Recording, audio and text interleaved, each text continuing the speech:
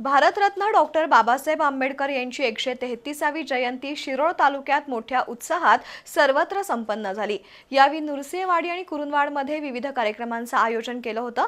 ठिकठिकाणी डॉक्टर बाबासाहेब आंबेडकरांना अभिवादन करण्यात आलं।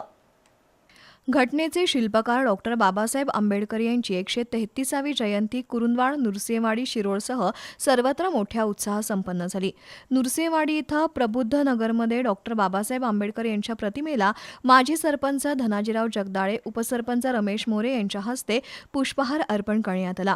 डॉक्टर बाबासाहेब आंबेडकर यांचं अनुकरण करून समाज बांधवांनी वाटचाल केली पाहिजे असं आवाहन ॲडव्होकेट ममतेश आवळे यांनी केलं।